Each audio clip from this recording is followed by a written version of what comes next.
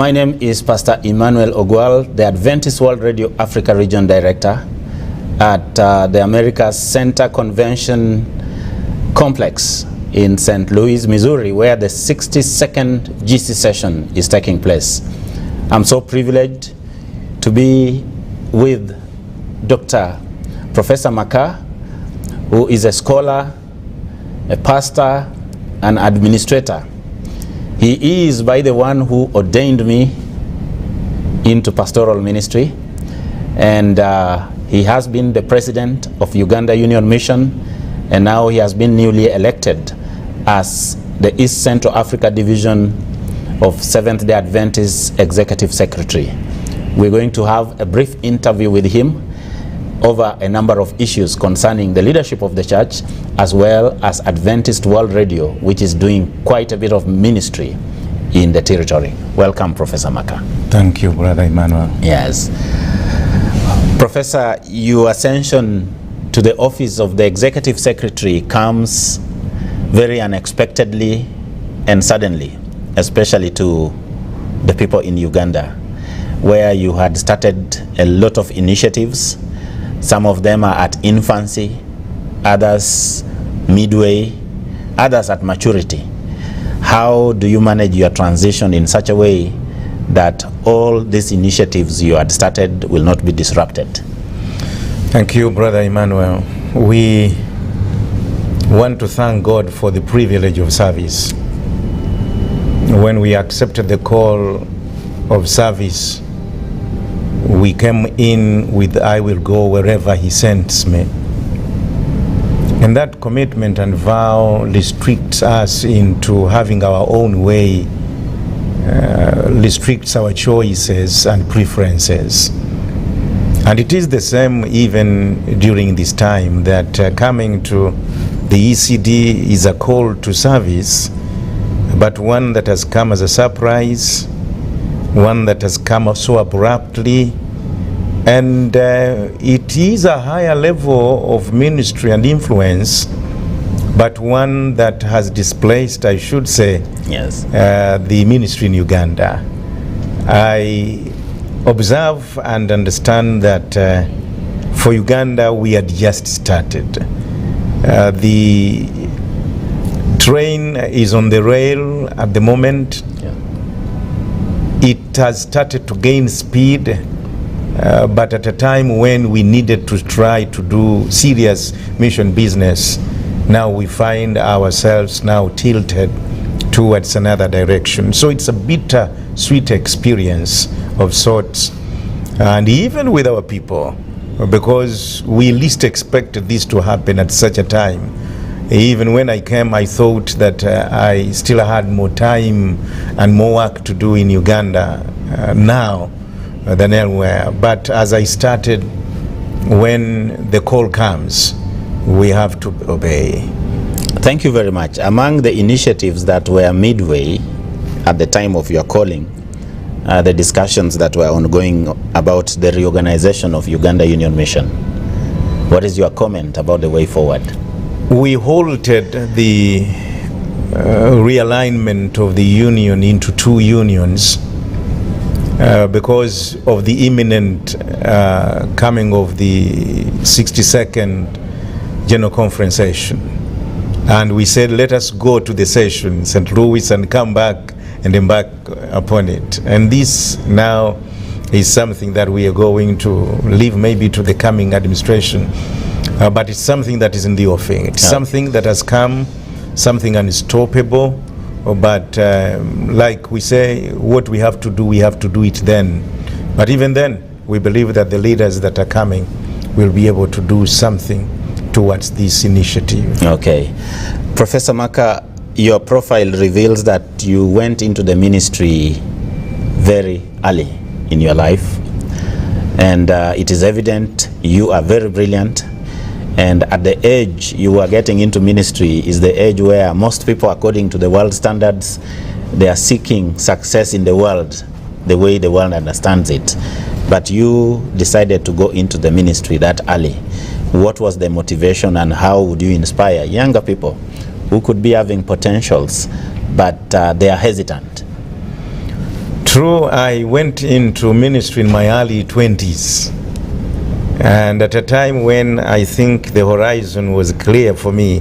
At first I wanted to go and become a barrister, a lawyer of sorts, but there has been since my high school that beckon, that word in my face, to an extent that I was called pastor even before I knew what pastor meant. In my high school, during the times of leadership among the students, I had been designated as a pastor. And so it is some title, it's some calling that has followed me all the way through. And even when I was able to finally say, let me get into ministry, many people were thinking I was destined for a wrong line. I remember there are some elders who came and told me that I am not being kind to my parents, yes, because they are aging and they are expecting so much from me. Joining the ministry would not be good to them in their old age and the like. But I was firm. I was clear, because since those early days, I think my call had been set and made clear. My word to many of my young people, the call to ministry is a high calling. Yes. It's something that I don't regret to have made. In fact, I do not know where I would be now if I hadn't made this decision to come and serve the Lord. It's the blessing that I feel those that are inclined to feel it and hear it from the Lord should be able to answer and hearken in the positive, because this is the highest calling and the best service, because it's in God, with God, and near to God. Other than any other, I think it is something we should encourage young people to embrace. It is safe, it is clear, and it is blessed. Prof, in a dinner hosted to appreciate God for the calling that you've just received, you mentioned and actually emphasized the need to develop talents and mentor more people. What is your comment in terms of what should be done so that we have more people from the territory where you are going to be presiding over to be prepared for tasks even at the world level of the Seventh-day Adventist Church? True. It is said that there are few things that happen by themselves. Things are caused to happen. They are made to happen. And proper planning is very critical in leadership for now and even for the generations to come. And one of the critical areas that the church needs to look into is the area of human resource capacity building. We think that this is something that should follow itself without being followed strategically, but I want to believe that if there is something that we need to focus on, is to build leaders that are going to succeed us, is to train them during our time and give them the mantle. And this is about the young people. And so it's very important that when we see talent, let us speak it. It's like what the Bible gives us in the guise of Joseph. Pharaoh identified Joseph so young, out a foreigner in prison, but he knew that this was the young man that could be able to take his country into the future. And as leaders, I think the most important thing we can ever do for this church is to identify talent, to identify young people, encourage them, mentor them, build up, because you are not successful until what you have built can be able to be kept and brought into the future. And this is the legacy that the Bible gives us. When Moses gets out of the scene, he gives us Joshua. The Bible also gives us that when Christ is leaving, he gives us the Holy Spirit. Yes. And Paul also mentored the others that were to follow. And so it is incumbent upon us, very critical indeed, that in leadership we need to see who should follow. Should anything happen upon me now, I should be looking around who can be able to take over, who can be able to take the dream forward. And this is very important, that we really need to train young people, to encourage young people to build capacity for now and even for tomorrow. Okay, thank you so much, Prof. You're just at the media suite for Adventist World Radio. And Prof, you are the host of Adventist World Radio Africa region in Uganda. How do you feel about hosting the office which is coordinating works all over Africa? I have a word of appreciation to extend to two levels of our church, and that is first the ECD for allowing the country, the Union of Uganda, to be the host. It could have been taken to the division directly or elsewhere, but I want to appreciate the ECD for having accommodated that. But most importantly, I want to thank the Adventist World Radio headquarters for coordinating with us. From the very beginning,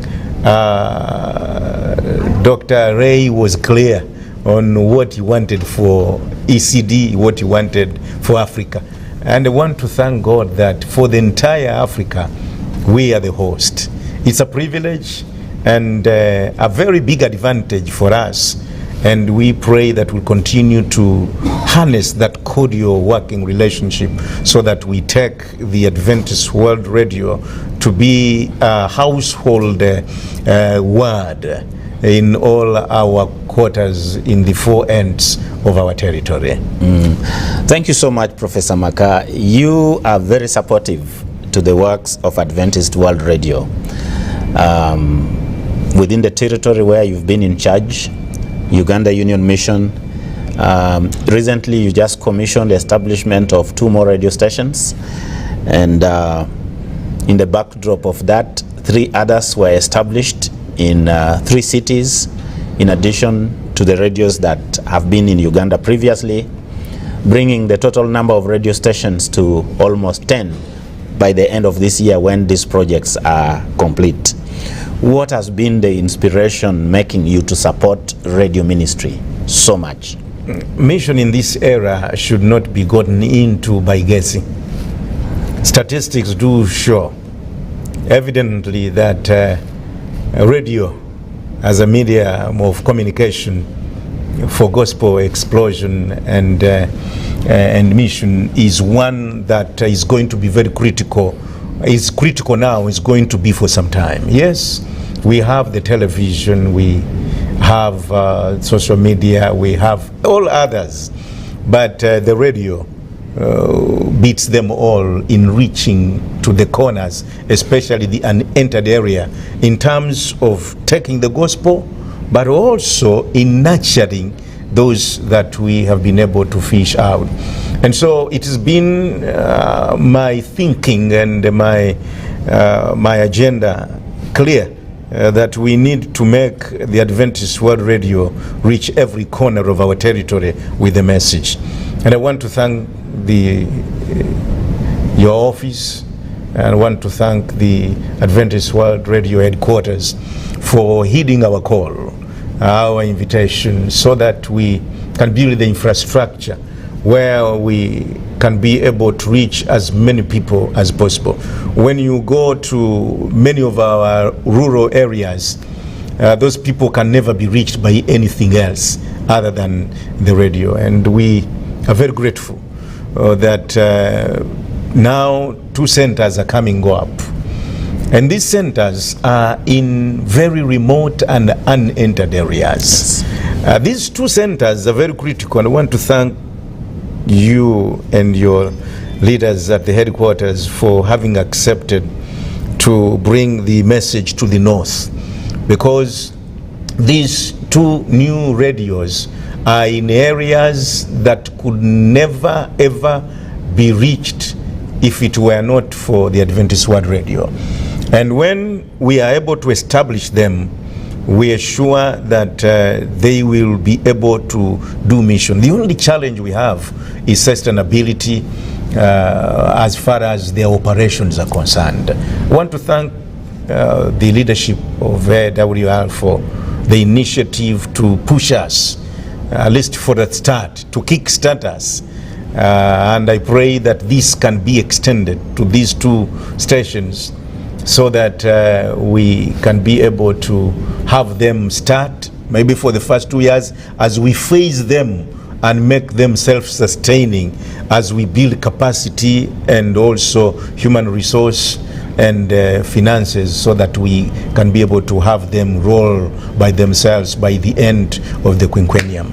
Okay, so we want to thank you. What you mean is you need some operational support for the first 2-3 years? Exactly. If I can be pushed for the first 2-3 years as we phase out, train capacity and see that they are ongoing, and then we can be able to let them move as we supervise and offer support like to the rest of the other radios.